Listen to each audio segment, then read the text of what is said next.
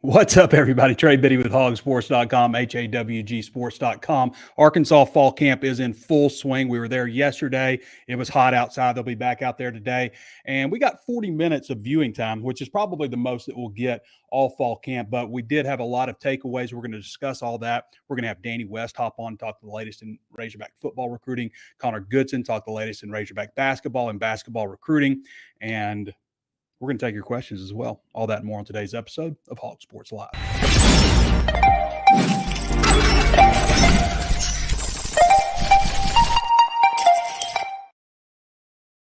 To get started, everybody, I want to let everybody know that we're 60% off right now at HawgSports. So this is one of our best deals that we do right in time for fall camp. If you like what we do at HawgSports, like you like maybe the free content that you get on there, you like the walk and talk, you want to support that, you like this show, which we do for free, come support us. A lot of people ask all the time, do you have a Patreon? How can we support what you do? Sign up for the website. Hog Sports, that's the good stuff. You get access to the Razor's Edge message board, our crystal ball features, all the latest recruiting news, find out what's about to happen. Now, we put out a lot of free stuff that comes from press conferences, press releases, just kind of get a piece of the pie like other people in the media. But if you want the inside lowdown of what's about to happen, more well-researched stuff, sign up at 60% off today. It breaks down to just 12 cents a day, 83 cents a week, $358 a month, and build at just $42.96 for the entire year. No promo code or anything. That's the deal. It's a savings of like $76. Okay. Great deal. Great offer right now. You can also sign up for 1 month at $9.95 if you want to go that route. So 2 great ways to sign up, but I would encourage you to take advantage of this 60% off promotion that we're doing right now. It's going to end shortly. I think it's just a couple more days left on it. So sign up, HawgSports.com, part of the 24/7 Sports Network. You'll be glad you did. Support what we do at Hog Sports. You like what you see out of, the walk and talk and all that kind of stuff. I know that's very popular. What I do on Drive Time Sports, all that kind of stuff. Come see what we have for our VIP subscribers behind the curtains. All right, where do we want to go? There's so much to talk about. I mean, obviously, it was hot yesterday. A lot of guys, getting water and cramping up and stuff like that. And, they've been going through a lot of work during summer workouts. They do an 8-week summer workouts. By the way, if you want to check out all of the key weightlifting, jumping measurements like vertical jump, broad jump, catapult, and miles per hour, speed for the players, bench press, some of the top numbers there, squat, all those kinds of things. You can also go check that out at Hog Sports. Again, you need a VIP membership to look at that kind of stuff, but that is all there on Hog Sports. You can see what some of these guys have done to transform their bodies in the off season. So a lot of hard work going on. Some kind of the consensus going is that this has been, I don't think I started on, it's fine. We're anywhere you can think of to watch and listen, but we're not on Instagram because I forgot to hit go. I wonder if I can do that now. Yeah, we're just a little late, but we're on Instagram also. We're on Facebook, Instagram, YouTube, X. So a lot of different places to watch the show right now. All right. So obviously, they're always, last year they were talking about how many more guys they had that reached 22 miles an hour in the catapult, which is the satellite that, does the chest measurement and stuff. Now you have to remember, like when Tariq Hill runs 22 miles an hour, he's got full pads on. Okay. So it's not comparing to some of those numbers you see in the NFL. These guys are, doing summer workouts. They're not in pad stuff. Still 22 miles an hour, pretty fast. Danico Slaughter with the fastest time, I believe 22.9. So he almost hit 23. So I don't see any numbers for Isaiah Satania. I don't know if he didn't participate or what, but anyway, that's pretty notable that Slaughter would have that kind of time. Larry Worth is a guy that's really produced ridiculous numbers, over a 40-inch vertical, 10.9 broad jump, both best on the team, had a 345 bench, 550 or something squat. He had some really impressive numbers. Larry Worth, I think, is an interesting character. I think what's going on with Larry Worth and Anthony Switzer is really interesting. And I asked Sam Pittman about this a couple times yesterday and maybe the day before also, just because I find it intriguing. You've got a guy in Anthony Switzer who comes in from Utah State, spring enrollee, 13 new scholarship enrollees, not including Monty Harrison also, who's a walk-on. But you got Anthony Switzer coming from Utah State, who had 85 tackles last year, playing their version of a nickel. Okay, he's a defensive back. And then you got Larry Worth coming in from Jacksonville State, who was a linebacker, who had 60-plus tackles last year for them. But they're working Larry Worth at nickel, and they're working Anthony Switzer at linebacker. Why is that? I guess they just really like 6'4", 225, who can really run and, has great athleticism. They like him in that role, and they felt like Anthony Switzer stuck his nose in there. He's 220 pounds. They weren't in full pads and stuff, but they like his aggressiveness. They'll probably flip-flop it a little bit, but they're trying to find a few pieces here and there where some guys might fit in. So I think that's really notable with those two guys. I want to just kind of look at a couple of new guys. Again, we're going to have Danny West and Connor Goodson hopping on with us in not too long. But I want to take a couple of new guys who maybe enrolled late. Bradley Shaw, a guy that reminds me in a lot of ways, reminds me of Scooter Harris. Now, he was listed at 5'11", 223. I think he's 6'1", 235 all of a sudden, and as a Razorback. And, they tend to give everybody an inch. It's not 2 inches like you see in high school, but, you see Bradley Shaw listed at 5'11". I see a 5'11". I'm thinking, well, this guy's 5'9". That's just kind of the way things are. But I thought he looked a little bit like Scooter Harris to me, but maybe a little bit taller than Scooter. Scooter, I think, was an official 5'11" and 5'8" or something at the NFL Combine, so it's just a shade under 6 foot. So did feel like Bradley Shaw was pretty close to where he is, which is weird because I see him measure out on the scouting report at 6'1", but he's listed at 5'11". I don't know if that impacted his ranking, but he was a 192 overall prospect in the country. Caleb Miller, that's who I think of when I look at Wyatt Simmons. You guys remember Caleb Miller, like 99, 2003, third-round NFL draft pick, came in kind of skinny. He's not as skinny as Caleb Miller was. He reminds me of him as a little bit older. He's not as big as like Carson Dean, who's been in the program a couple of years. But I really like the way those two freshman linebackers move. I really do. So intriguing with those two guys, from a young future standpoint.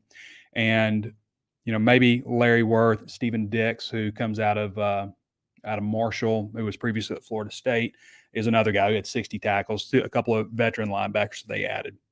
So a lot of new faces there at linebacker. I want to spend a little more time looking at those guys. Boy, Braylon Russell looks good. I mean, he was here already, but, he's 6'2", 250, 252, 253. Looks really good out there. Really like KJ Jackson. Again, he was out there in the spring as well. Like Tevis Metcalf as a freshman. He was also there in the spring. CJ Brown getting some work with the second team. Mentioned Wyatt Simmons. Cross Johnson, I believe, is missing a little time, or I didn't see him out there. They've got like 4 guys that are injured. I can't remember. I don't think Cross was in that. Akari Johnson is a guy that's getting a little bit of work with the second group also. Akari Johnson, again, he was here in the spring, so he's not one of the 13 new scholarship guys, but he was working with the second group. It seems like they may be looking. I mean, he was playing above Miguel Mitchell. Now, people always take, and I just kind of did that too, people take the fastball stuff a little too far. So what they do early on in practice, usually not the first period, but maybe the second or third period, they'll do what they call fastball. So they take out basically a pretty fair representation of the first team offense against the first team defense. They run 4 plays real quick, kind of, I think, to get the juices going a little bit. It's where Tyrone Broden had that ridiculous catch. It was just like if that had been in a game, the catch that he had in that fastball session, and it's all over Twitter and stuff, you can look. But if that had been in a game, he would have been number 1 Sports Center top 10. Like, that's how good a catch it was. Very impressive. So, and Jalen Braxton was in good coverage. It was a great throw from Taylor Green. But, heck, I can't even remember where I was going there. Where was I going? How did I get off on that? Akari Johnson to a great catch. It wasn't Akari Johnson's fault. But anyway, he was ahead of Miguel Mitchell, who was running second team at safety the whole time. So maybe a guy to keep an eye on. Jaden Allen's been banged up. Kobe Branham was working a little bit of second team. I didn't get a good look at Zach Taylor. Tyrell Reed kind of reminds me a little bit of Rashad DeBinion, maybe a little bit bigger in the hips and thighs than DeBinion. Shoffrey Brown is out. He's hurt. Danny Solis. So Danny Solis new. Transfer from BYU, was at Hutchinson Community College, semester at BYU. Now he's here. Danny Solis listed at 6'3", 375. Okay, he's one of like 3 guys that are 370 plus on the defensive line. Elijah Brown, a walk-on defensive tackle, is the other one. But I thought Danny was actually somebody else, and I was thinking, okay. And then I got to look at him, and I found out who he was. I'd misidentified him at first. Found out who he was. Like, oh, okay, all right. 6'3" is a bit of a stretch, I think, for him. But when you get like guys that are 375 pounds, you tend to look shorter than you actually are. So if I was standing right next to him, I'm sure he'd probably be an inch or two taller than me. But I thought maybe it's a little bit generous. And Cam Ball was talking afterwards, maybe a little bit generous on Danny Solis. Excuse me, I'm saying it wrong. It's Saw Ely. I knew that. I knew I was going to say that wrong. So it's Saweely, Saw Ely. So Danny Saw Ely, I think, is a guy that's going to help me. He'll be at least in their 5-deep rotation at defensive tackle. I mean, it's going to be hard to usurp, Eric Gregory, who looks fantastic, by the way. Cam Ball, who I think has got a future at the next level. Keevy Rose, who played a lot for him last year, started games for him last year. Ian Gerford, Ian Gerford is, what is he? Listed at 388 now. He's 388, and he looks, even though he's 388, and maybe it's because he's standing next to other guys, and I can tell, but he's listed at 6'5". He looks like 6'6". He's just so huge, such a big person. I think he's going to be really good. I think the defensive line is going to be in pretty good shape for him. So, it'd be hard for Saw Ely to pass those guys, but they're going to need 5 defensive tackles. I mean, they had guys hurt last year, and used pretty much all the main players there. They just were very deep, so you didn't really notice that they had some injury issues on the defensive line. But he'll get in there. Blake Boda, I watched throw a little bit, not enough to take a whole lot of takeaways, but threw the ball pretty well. Joe Moore, I just watched a little bit. They're guys that, I'm scrambling around. Like, I'm taking photos. I'm going through like 700 photos to find my favorite 117, crop those, edited them, uploaded them to the site. We're shooting video. We're taking notes. We're charting depth chart. We're tracking plays and fastball. Oh, I was talking about fastball before. That's how I got off to Tyrone Broden. So fastball, they run like 4 plays, first team versus first team, second team versus second team, third team versus third team. They do it real quick. Sometimes they mix things up a little bit, see how the offense might respond if they don't have their starting center, how they respond with a different group of wide receivers or stuff. So it gets mixed up a little bit. Sometimes people are like, well, why is this guy here? This guy's there, but they just kind of do that. It's not an accurate representation of the depth chart. It's just pretty close. It's pretty close. And I think it was probably pretty close yesterday.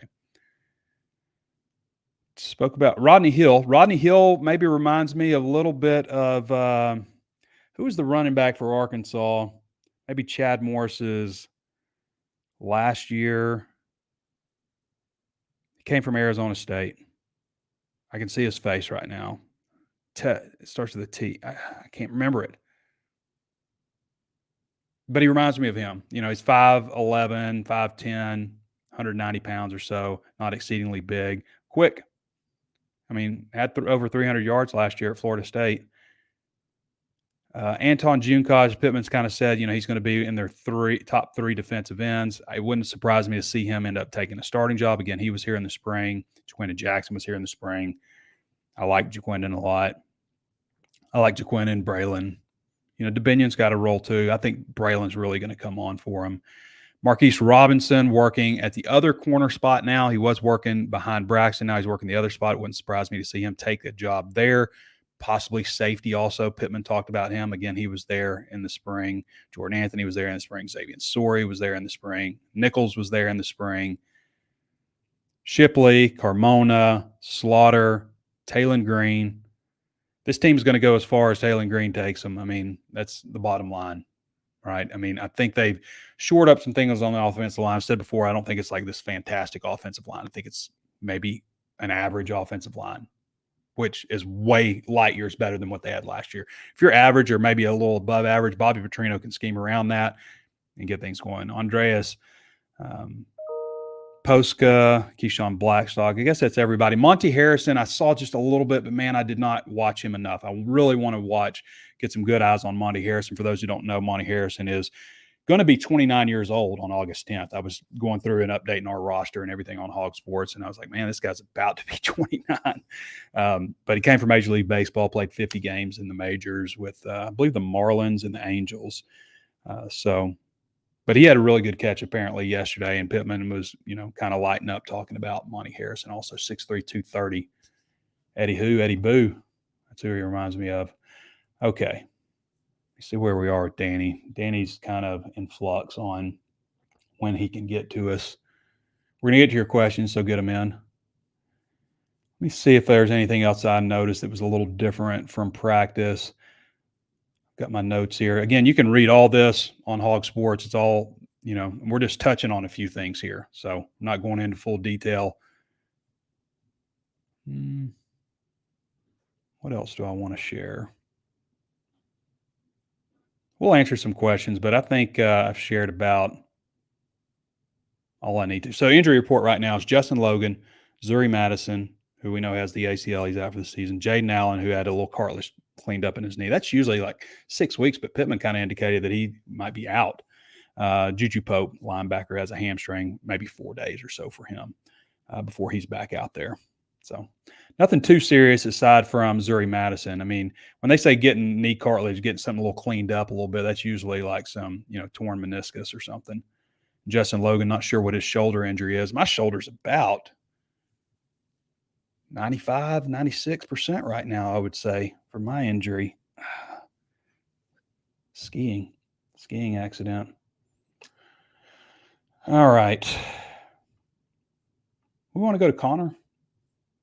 Let's check out what Connor Goodson's doing. We haven't had Connor on in the show in a while. By the way, you guys like the new intro?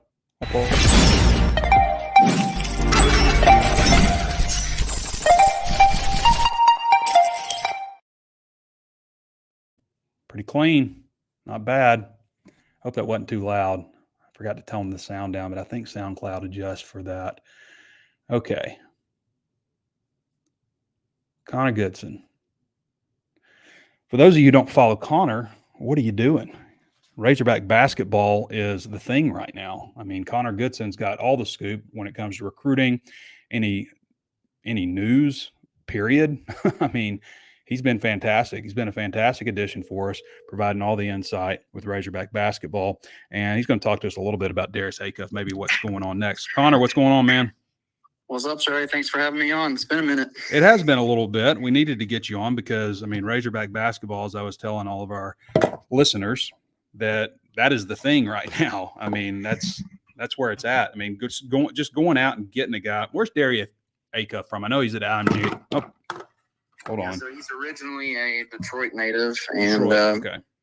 Yeah, for the longest time, Michigan was kind of one of the favorites because he was a native of Michigan. But Arkansas swooped in and picked up one of the top 5 players in the country for the 2025 class, and just kind of stole him from Michigan. And one of the best players, one of the best prospects we've seen guard-wise in a long time, and just kind of a testament to what Calipari's brought to Fayetteville. Yeah, I mean, this guy's the number 4 ranked national player. National, number 1 point guard, number 2 in Florida, because again, as I mentioned, he's at IMG Academy in Bradenton, Florida, but originally from Detroit. It just seems like they can go out wherever they want and get him. This guy, just to put it in perspective, the number 1 signee all time at Arkansas is Nick Smith. He was number 1 on 24/7 Sports.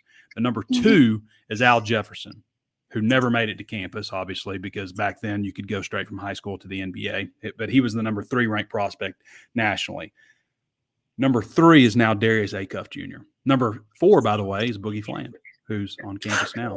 So, when you look at what Arkansas basketball has done these last few years, and it all started with Eric Musselman. I mean, some people will hate on Musselman. I don't think you get Calipari without Musselman. But when you look at the rankings, there's Nick Smith, who's Musselman. At 3, Darius Acuff, who's Calipari. 4, Boogie Fland, Calipari. 5, Anthony Black, Musselman. 6, Jordan Walsh, Musselman. 7, Carter Knox, who is Calipari. And then you have to go all the way to 8 to get to Bobby Portis and Mike Anderson. And then 9 is Billy Richmond, Calipari. So pretty impressive what Arkansas basketball has done, bringing in elite talent just the last few years. And Darius Acuff is the next guy in line. Yeah, and I said it on our premium message board, the Razor's Edge, which if you haven't subscribed, go ahead and subscribe there. We're running a 60% off VIP deal for the next week or so. That's my man. But But I said it on there in the message boards that it's a little bit different even than what Musselman was, because you had that star-studded class of Walsh, Black, and Smith. But then the next recruiting class was kind of down. Yeah, it was one of the better transfer classes, but we saw how that kind of played out over the course of the season. And now with Calipari, it's just like pretty much you don't have to scroll far looking at the overall player rankings to find guys that Arkansas is really after and guys that they have a realistic, legitimate shot at. Connor Goodson join us again. Follow him at Connor Goodson on X. He's the HawgSports recruiting analyst and also does everything. Covers basketball, football, helps us out with a lot of things. You were out there yesterday. What were your impressions of the football team? Well, the initial general impressions is it was freaking hot. Yeah. I mean, Ben Souders wasn't lying when he said that working out on that turf, it's a 10 to 12 degree difference from the normal air temperature. But yeah, it was definitely hot. I really liked what I saw from the linebacker core. I know we touched a lot on, Switzer and Worth, and we didn't really get a good look at Worth. I was hoping to, because 6'4", 225, being able to move as fast and as glowing as he's gotten compliments of from teammates and coaches. I was really hoping to see him, but I'll look, hopefully we see more of him today. But just seeing the intensity also, like Travis Williams, there was a couple of linebacker drills where, guys were, just being too slow to come up to start the drill, or, he wasn't getting guys up there quick enough, making mistakes, not really focusing in, and just the intensity of the defensive staff really stood out too. And, maybe some of that was the heat getting to guys and being a little bit more antsy, but yeah, just the intensity on that side of the ball, and hopefully see more of the offense today. I'll probably spend more time down there, but yeah, I'm looking forward to it. Well, I spent a little time with the offense, Connor, and what jumped out to me, aside from like Tyrone Broden's fantastic catch, what I thought was, hilarious at the same time is, KJ Jack, they're doing inside run, which is no wide receivers, no cornerbacks. They're doing inside run, and KJ Jackson gets the line. He's going to check out of the play, and Petrino just went ape. He went crazy. It was like, I can't say the word that he said, but it was basically, just run the play. Just run the play. It was, there were some choice words in the middle of it, but people are like, Bobby Petrino's, he's so much more mellow. He's calm. Come on. Now, I saw him out there back in, I was covering this team back when he was here from 2008 to April of 2012. There's a lot of the same guy out there. Connor, I wanted to switch you over, though. Oh, by the way, I got to mention this. We got a little bit of breaking news. This is what we were waiting on with Danny. Javon Gilmore has committed to Arkansas. Gilmore is from Gaffney, South Carolina, in the class of 2026. He is the number 18th ranked quarterback recruit in the nation, just a shade under 4-star status. No, Arkansas fans are like, of course. Number 4 overall prospect in South Carolina, guy with a lot of speed, 6'5", 195. We're going to get with Danny, and we'll talk about him a little bit after we're done talking with Connor here. But Connor, I wanted to get you back on basketball. What's next on the horizon for the basketball team, and just kind of looking crystal ball wise, what do you think about the recruiting prospects coming up? So yeah, like I said, you don't have to scroll far on the on 24/7 Sports, their updated player rankings. You don't have to scroll far to see guys at Arkansas that could likely commit to Arkansas and Calipari. We just wrapped up a pretty big and important couple of months on the grassroots circuit with the Nike EYBL. They had the Peach Jam, you had the Adidas 3SSB, Palmetto Road Championships. Pretty much a who's who of top prospects in college recruiting. We're at all of those tournaments. So you got a lot of news, guys. Really, now is the time of year where you got guys really narrowing down their recruitment and starting to plan visits for this fall. So obviously eyes are on pretty much the top 10. Arkansas is involved with a majority of guys in the top 10. You look at the very top, AJ DeBonsa, the 5-star number 1 overall player in the 2025 class. He's a 6'9", 200-pound small forward. He's in the process of narrowing down his recruitment. Arkansas is in the mix with Auburn, UConn, Duke, Kentucky. Also BYU. I've heard some things about BYU making a push for him, which is pretty interesting to see how they've kind of upticked in their recruiting since Mark Pope left for Kentucky. You've also got the Boozer twins, who are also, all of these guys are in the process of narrowing down their recruitment. Hopefully in the next month or so, we get decisions and we get those lists. We've already started to get a couple. The Boozer twins are one that are going to be announcing their list shortly, I believe. But, Arkansas is in the mix still, even though not really serious interest there. Same with Darren Peterson, who's a 6'5", 195-pound guard, 5-star.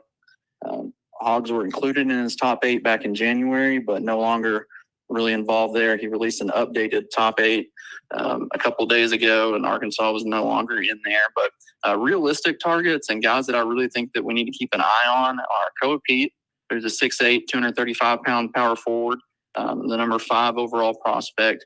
He's looking to kind of narrow down his recruitment and plan visits here in the next couple of weeks. I haven't heard definitively when to expect an announcement, but I know Arkansas is right in the mix with a bunch of other top schools. Caleb Wilson is a big name that I think Arkansas fans really need to keep an eye on here for a potential visit date. He just released his top 12 a couple days ago also. Arkansas was obviously included in that top 12. But he's mentioned on several different occasions that he is planning to visit the Hogs this fall. So it's definitely something to expect. And an official announcement will probably be soon on a locked-in date. But the Hogs are the favorites right now for Wilson. They're battling with Auburn, Georgia Tech, and Tennessee, among others right now. But I think Wilson is pretty good guy to keep your eye on for potential commitment in the near future. But outside of that, Jasper Johnson was another top 10 guy who was included Arkansas. I've been told that they're not really pushing hard for him, but he included Arkansas, and I believe it was a top 8 or top 7. I don't know. The recruitment lists and graphics all kind of run together at a certain point. Yeah. But he included Arkansas. Malik Thomas, same thing with him. Arkansas is involved. But if you remember, he was supposed to be in Fayetteville June, but rescheduled his visit, and they haven't come to an agreement on a date. But he's still saying that he wants to visit Arkansas. Just I don't know if they'll have enough to beat out UConn, the defending back-to-back national champions there. But Chris Sinak is another one, 6'10" center, 5-star. Number 14 overall player in the country. Hogs are battling Alabama, Baylor, Kentucky, Louisville, LSU, and a whole host of others. But we could see some news with him narrowing down his recruitment list, and then also potentially locking in a visit. I feel better about him than some of the other guys getting him onto campus for a visit. All right, Connor. Great stuff, man. Appreciate you coming on, and we'll get you back on here again soon. Appreciate you for having me. Don't forget, everyone, 60% off HawgSports.com VIP. That's right. That's the deal right now. All right, Connor. Appreciate you, brother. All right, everybody. Again, you can follow Connor at Connor Goodson on Twitter, HawgSports Hoops Analyst.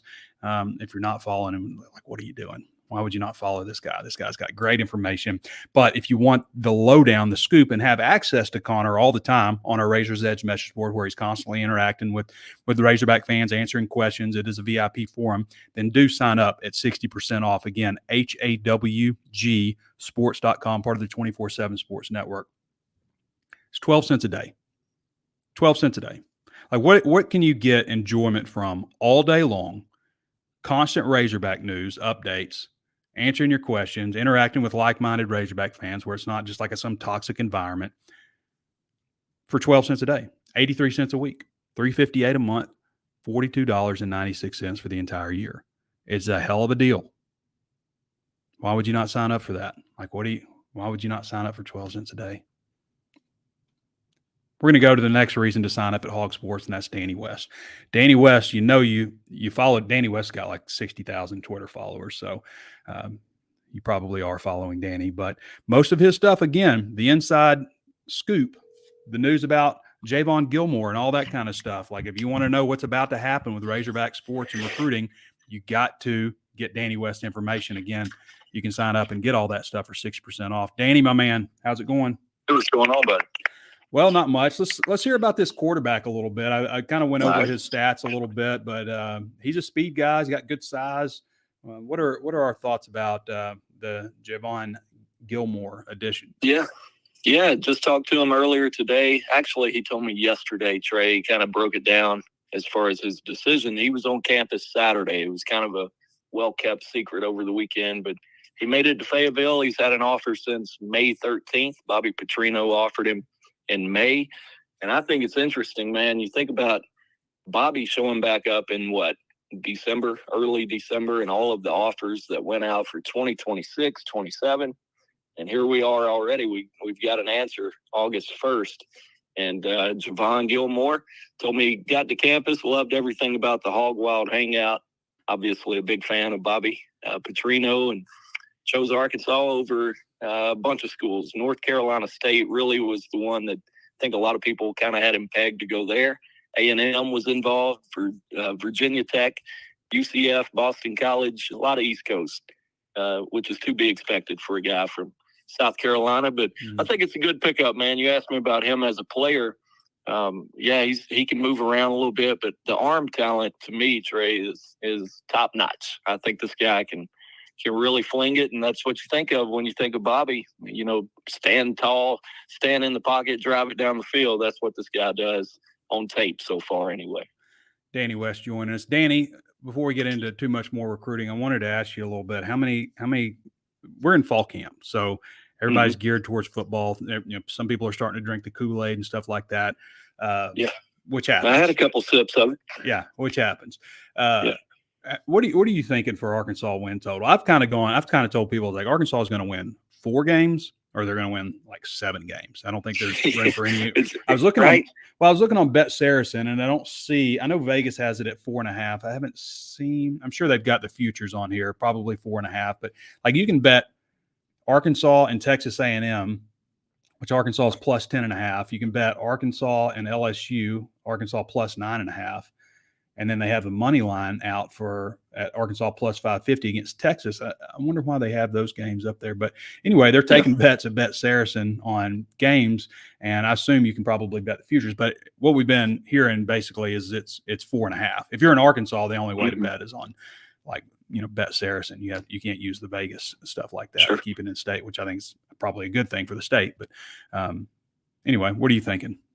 Yeah, I'm probably about where you're at. I've kind of, depending on my mood and the day and which clip I might watch from last year, I might go 4 wins. Then there's days where I start sipping it a little bit, the Kool-Aid, Trey. Yeah. I mean, I start breaking down the schedule. You know, I'm kind of a nerd about how schedules are structured and whatnot, and I can go overboard with it. But, I mean, you know as well as I do, week 2, everybody knows that's a huge game. But there's kind of some hidden games in there, too, that are really key. But it's going to require Arkansas to break some trends. And I'm looking at the Tennessee game. Yeah. You know, that's their 6th game in a row to start the year, a week before your first bye week. And Tennessee's going to be coming off a bye. Of course they are. Of course. Just like last year, Mississippi State wasn't worth a flip, but they're coming off a bye. I hate Arkansas their schedule. is just getting back. Yeah. Yeah, after a long layoff. And so I think that Tennessee game is winnable, but it's going to require them to play well in Fayetteville, which after a long break like that in the middle of the year, we haven't seen them do that. But I'm taking a long way around it. Isn't it so typical though, Danny? I mean, you finally get a home game after playing 5 games in 5 different venues, and you come back, and the team that you're playing is not only a good team in Tennessee, but they're coming off a bye. I mean, But anyway, you were going a long way around. I was going a long way around it. I think I'm kind of with you on the whole vibe thing. There's so many question marks that I think it's actually, the longer I think about Arkansas, I think some of the question marks are really good things. Like the offensive line. Yeah, we may not know every new guy and everything there is to know, but I know it's probably better than what we saw last year, you know. Quarterback, I like what we're hearing about the leadership stuff. I've been around Talon just enough to know that, man, they got a shot if it works. He's got Bobby Petrino, so I'm kind of on the fence of 6 wins. And as of today, maybe because of the time of the year, fall camp starting, talking season, whatnot, I'd probably lean, just based on vibes, probably lean toward them being maybe a little better than expected. There's always surprise teams. I think Arkansas may not be a 8-9 win team. A surprise can be, 6-7 wins and be competitive in 3 or 4 more. Well, I think, based on what we saw, we had the benefit of going back to last season and seeing everything that happened. But I think that based on what we saw last year, I do think they have a better squad this year. But I also have said many times that I think everybody in the SEC is better. Here's something that I've kind of thought about. Like if you went Rip Van Winkle in 2018, Danny, and you woke up in 2024 and you went out and looked at all the players and stuff that Arkansas has, you'd be like, man, Chad Morris has put together a team now. Right? NIL is rolling in. But teams are just built differently now. Like I can go out there and look at them and say, man, they're not relying on a lot of young guys at all, if any. They're not relying on young guys. They've got veterans everywhere. They've got depth. But what you have to remember is that everybody else is built like that now too. If you took this team and, threw them out there in 2017, 2018 or something, they'd mess some people up. I really believe that. But teams are just built, especially in this conference. Teams are built differently now. So that's something that everybody's you kind of have to guard against. Everybody's got them. And for evidence of that, look no further than Missouri and Ole Miss. When they're both winning 11, everybody's got them. Maybe not Vandy, but, everybody's got something. In this league. Yeah. So, Danny, what else is what's going on with Razorback recruiting? Obviously, this commitment. Who else we need to keep an eye on here? Yeah, I got a chance for a few more this weekend. Could be a really good day. Saturday. Hey, they've picked up a little momentum here lately. Yeah, Trey, I want to give them credit, and a lot of that is that's an hour-long conversation that we could have. But it's a hard environment to recruit on. I mean, it's very tough. They just jumped up to 23 nationally in the class of 2026, by the way, with Javon Gilmore's commitment. They only have 3, but but the topic this week, I wanted to give some love to Deke Adams. Going out last week, we haven't talked about it yet, but Reginald Bond, getting him out of Mississippi, a big time, borderline 4-star. He's going to have a shot to move up and maybe help the class ranking a little bit later in the year. Third-ranked prospect in the class right now. Pretty good. Yeah. Pretty good. Got a whole bunch of those too, Trey, just not a lot of 4-stars. You know what? I mean, the average grade 88.11 as of today. I mean, it's pretty solid. Not as high as last year, but it's solid. You got 14 guys that are 87 or above. I've always kind of viewed that as pretty good. That means they at least think pretty highly of the guys. Yeah. So 14 of the what do they have committed? 19. They got 19 right now. Yeah. But going back to Deke, he's got a chance to keep it going again this weekend. Colton Yarborough, big time edge rusher out of Durant, Oklahoma. I want to say Colton's around 6'5", 220, and been to campus a whole bunch of times.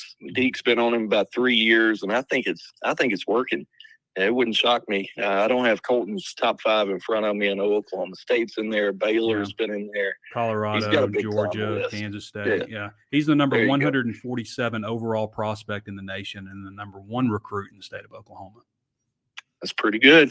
So, I think Deke has put him in position to potentially get some really good news there Saturday. You've got Cameron Settles, the running back at Parkview. I want to say he's going live at about 6:30-ish, I heard. So potential to get up to 20 commitments for 2025 and then pick up another for 2026. That'd be an awfully good start for 26, Trey. I mean, got your quarterback on board. Do want to mention Tucker Young. He committed last weekend as well. After the Hog Wild Hangout, he's a 2026 offensive lineman from inside the state, Hot Springs Lakeside. So always like the in-state linemen. So I've got to ask you, Danny. Guys. Yeah, go for it. So they've got a quarterback in the 2026 class. Oh, I know it's coming. What's that mean for Kane Archer? Yeah, I know. Loaded question there, right?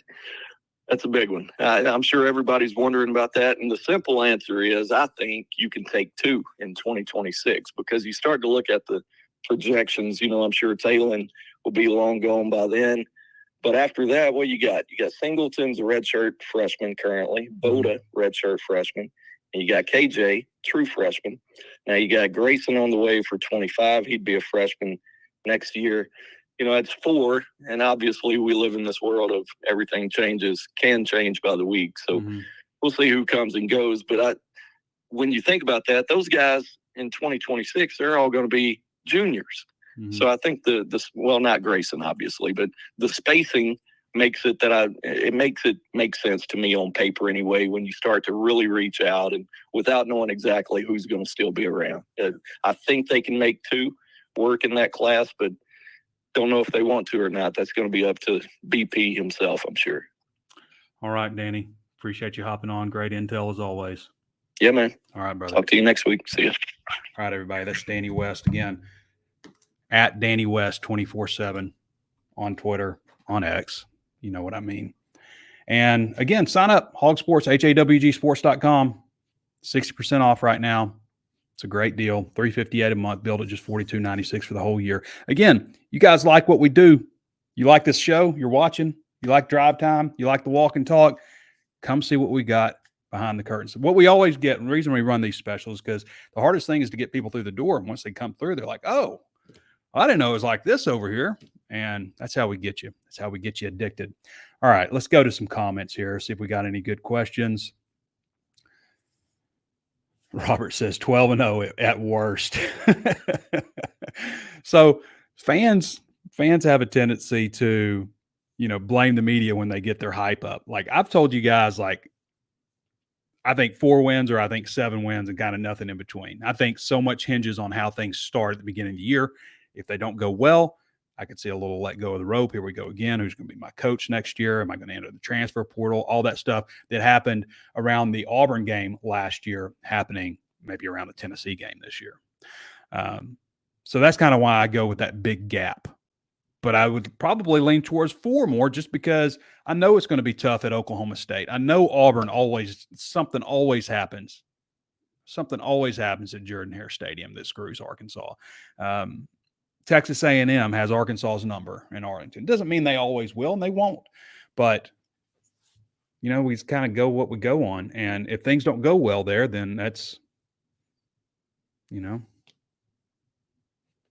problem. So, all right.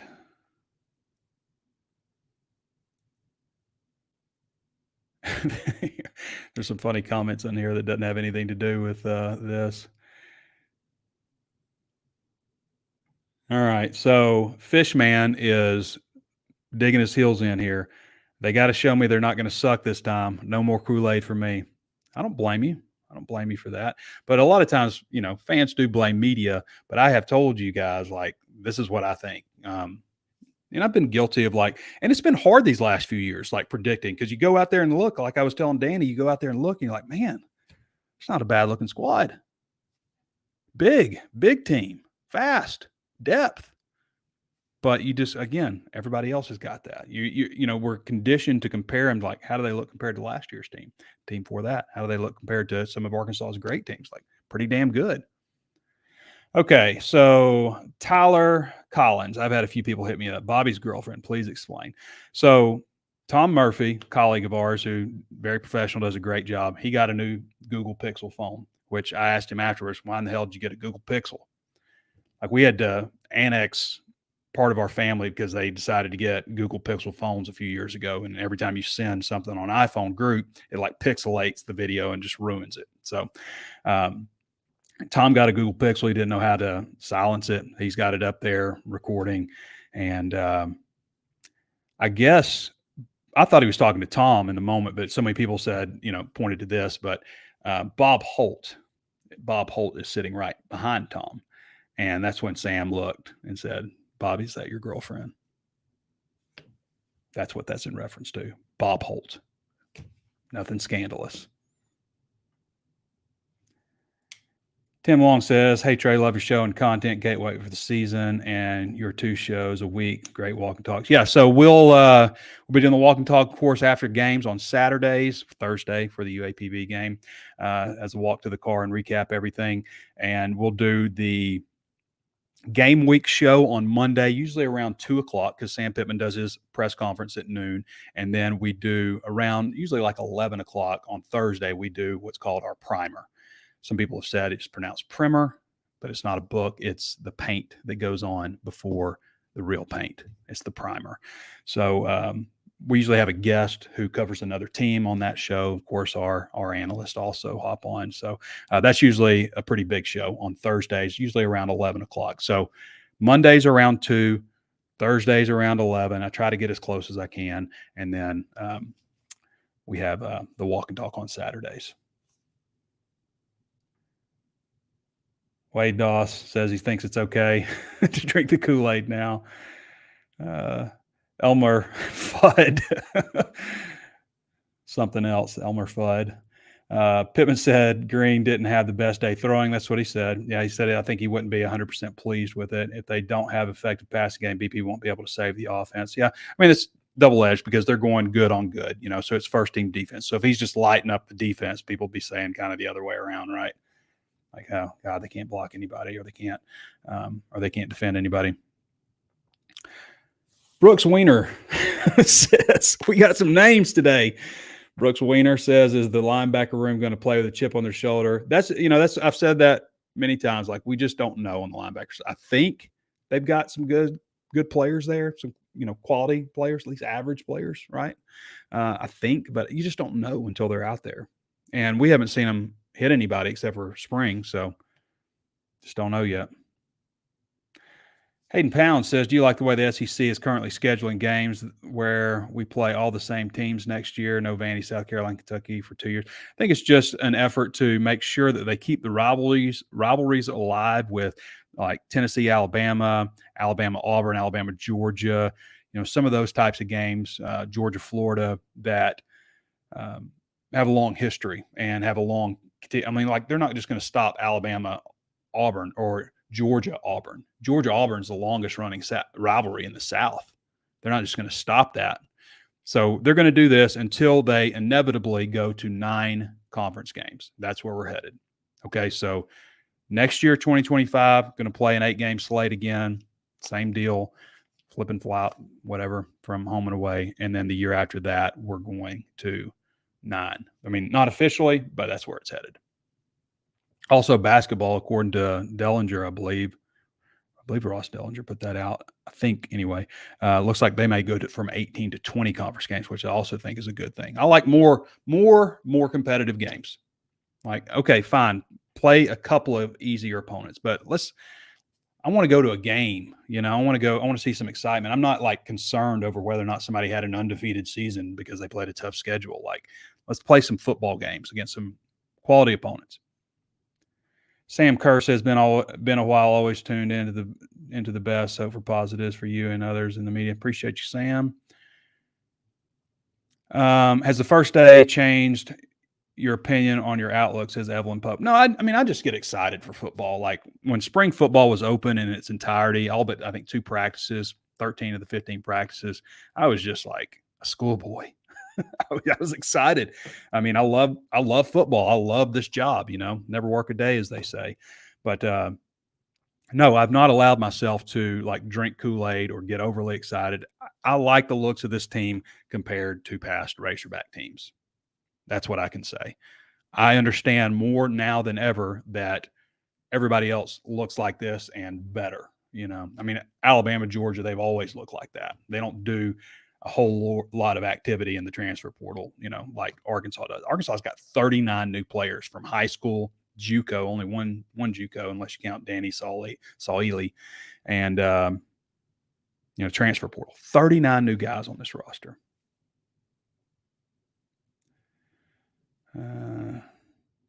Last year they lost. Wade Doss says last year they lost 5-1 score games because of lack of offense. Bobby Petrino is great. I mean, if they can be as good, again, I think to be as good on defense last year, you have to be better because I think everybody else is better. But if they can be as good as they were last year, numbers-wise, especially before they let go of the rope the last few games, really just Auburn and Missouri. And they lost KJ Jefferson against Missouri also. That obviously stung.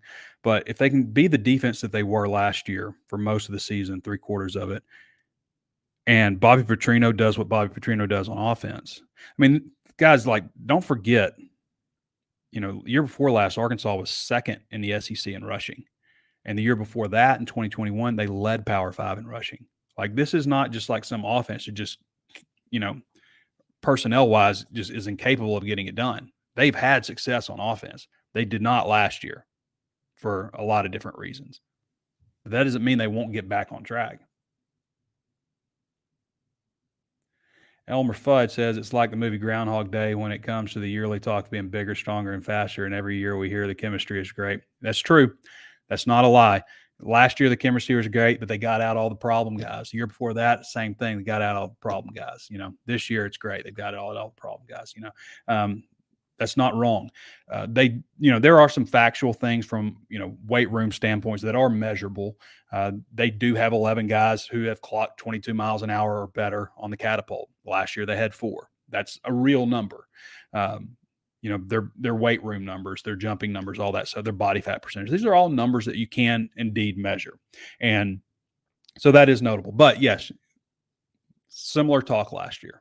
That's just going to happen. These guys are working their tails off, and they're working. I mean, they're working. And when you do that, you build confidence, you put the work in, you want to see results, you expect results, Sam Kerr says they can feel the energy within the program. Ryan Robbins says, how's Anthony Switzer look? I did not get a great look at Anthony Switzer, just glanced, but, we got 40 minutes yesterday, which, appreciative of that, and I understand why they don't give us the whole practice. And in that time, I'm shooting 700 photos, taking notes. I've got my voice recorder. I learned this years ago. Now you see reporters doing this all the time, but so I can keep my head up, on a swivel and on what's going on. We got voice recorder. We're going through, trying to track the depth chart, trying to chart plays in fastball. There's a lot going on. And I'm trying to check off as many guys as I can who are newcomers so we can give a good evaluation on them. But we'll be able to do that again today. I'm going to hit some of the guys that I haven't looked. A lot of people asking about Anthony Switzer. He's a guy I'm intrigued with too. 85 tackles last year for Utah State from Marion, I believe, Marion, Arkansas. I played at Arkansas State before that.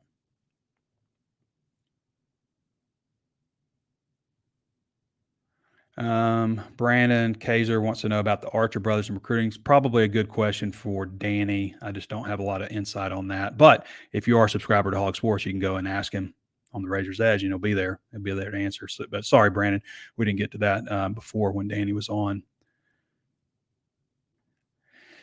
Andrew Madden says, I keep seeing some people compare Taylor Green to Matt Jones, but given his throwing upside, more slender frame from waist down, don't you think Colin Kaepernick is a bit better of a comp? Yeah, that's not a bad comparison. Kaepernick was a little more slender, more of a strider, kind of had very springy legs. Maybe not a bad comparison, but I've said the same thing, as you're pointing out there, maybe a little bit more slender than Matt, not as big in the hips as Matt was. But still, that it's just that stride. When he hits the corner, it reminds me so much of Matt Jones. Thoughts on Charlie Collins? I think Charlie will probably play this year. I just don't know how much. I mean, they've got a 2 deep, but they're going to need 5 defensive ends. They've also got Caleb James, who can work outside also, who goes about 270. So he's kind of a, tweener, defensive tackle, defensive end. So they could use him if they need to. But, Collins was the number 64 ranked prospect in the entire country. I'd like to think he'd come in and help. Sometimes ends get crumbled a little bit in the run game when they're freshmen, maybe a little bit stronger in the pass game. So we'll see.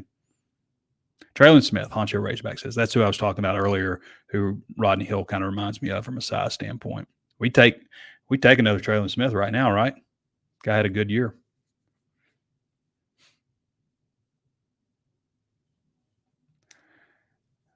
Sammy Snicker's got a funny name. I don't know if it's a joke name. I'll put it on the screen so you guys can look at it. Trying to get me to read a name. So a lot of people give like Randy Rainwater a hard time because people will get him with those names, but like sometimes you don't realize it until you say it out loud. And sometimes you even miss it then. But is that a joke name? Because I don't want to say it out loud, but it looks like one. It's like somebody off of Willy Wonka and the Chocolate Factory. Kicking game thoughts, says Timothy Long. I think Devin Bale will be good. I mean, he was kicking it well. I thought Max Fletcher had a bigger leg, but was more inconsistent. And we'll see. I mean, they've got the Kyle Ramsey guy from Abilene Christian who transferred over, and Matthew Shipley from Hawaii. Both those guys have kicked a lot of balls and had success in their career. So we got to see. No, he's not mellowed out. Petrino's not mellowed out, Tracy McKnight. I mean, maybe a little bit, but he still will get in somebody's ass. MC says he's pumped for the walking talks this season. Feel like quality defense as a whole, quality depth on defense as a whole. Defensive line, I think they got good depth. Possibly at linebacker. There's just, again, a lot of what ifs. I think they got decent numbers at cornerback. The secondary would be the area where I'd say maybe the least, like still wondering a little bit about safety, who goes where at a couple of spots. They get some things figured out with like Switzer and Worth and stuff. Maybe they'll be in good shape. So, but I think they get there's just some unknowns. I think defensive line is going to be good shape. Unknowns at linebacker. They got a lot of linebackers on campus. They got a lot of linebackers, 4 new ones who just joined anyway for their first practice yesterday. And then secondary, I mean, Jalen Braxton is a very good player. Hudson Clark and Jaden Johnson are probably, average, in the average range at SEC safeties. I don't think either of those guys are NFL guys. Danico Slaughter, they like Danico. I like TJ Metcalf and Tevis Metcalf. I think Tevis has a bright future, but young. They got to get that other cornerback spot filled, and they got to stay healthy. They got to stay healthy in the secondary. Can't be one of those years where they keep getting guys banged up. Wade Doss says, do you think Talon Green's accuracy is going to be something of concern? Could Singleton win SEC games if needed? I think Talon is going to be kind of hot and cold at times. That's just kind of how I think it's going to be. But I just don't know on Singleton if he's ready to step in and win games in the SEC. He's got a lot of speed, so he's got that.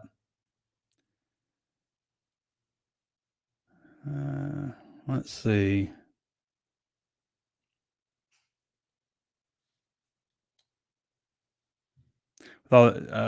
Tim, the catfish hunter, with all the talk of basketball during the start of football season, it makes me think of how Kansas Jayhawks feel who wins football games. Yeah. I mean, inevitably, like when Arkansas loses its first game, it's going to be, we're a basketball school. When does basketball season start? So Camo Gang says, here we are entering football season, rooting for 8-9 wins. A joke with a GD in front of it. 70% is brainwashed. Not a great sentence there. Not a great couple of sentences, Camo Gang. But again, I don't want to put it on fans. I love fans. I'm there. But a lot of fans allow themselves to get, and they'll put it on the media as getting them pumped up. Now, if you listen to TV news and stuff like that, that happens a lot. I mean, they're more, I don't want to say fluffier. There's people in the news I respect a tremendous amount. Mike Irwin, for example, and he's not the only one. Steve Sullivan. A lot of guys. But the TV news does tend to be a little more fluffy. The Razorbacks back out on the practice field today. Looking good. But hey, Justin Williams, this Arkansas team is going to be special this season. It's going to be an 8+ season. Everything has been upgraded on both sides of the ball, and the O-line will be much better this season. At some point, this comment, because I read it, will be attributed to me for getting you pumped up. I say, guys, just keep your expectations in check. Enjoy the football season. Enjoy the ride. It could be a wild one. It could be a wild season. It really could. And if things exceed your expectations, then hell yeah, let's go. All right. I think we're good. We got a lot more questions on here. I'd love to get to all of them. But if you want to ask me more questions, go to HawgSports.com, HAWGsports.com. Sign up. $358 a month. Build at $42.96. That's 60% off. That's $76 off the regular rate. Tell people all the time, guys, we're one of the largest sites in the entire country on the 24/7 Sports Network, easily inside the top 10. And we release those figures and everybody sees it. And I know they're going, how the hell is Arkansas that high in number of subscribers? Come find out. Come find out for yourself. If you're a Razorback fan, you're a casual, you don't really care that much. You don't want to know who the offensive line is. You don't want to care about recruiting. I get it. But if you're somebody who eats and breathes Razorback sports and you're not signed up at HawgSports, now is the time to give us a shot. 12 cents a day, all day enjoyment. HawgSports, HAWGsports.com. All right, everybody. Man, I really appreciate everybody jumping on. We got 1,200 people on here watching right now. That's really cool. Never would have expected, for these kind of shows to be as popular as they are, but damn, I sure do appreciate you. All right, everybody. New outro coming up. This has been Trey Biddy with HawgSports.com. Thanks for your questions. Thanks for hopping on. Thanks to Danny West. Thanks to Connor Goodson. We'll catch you next time.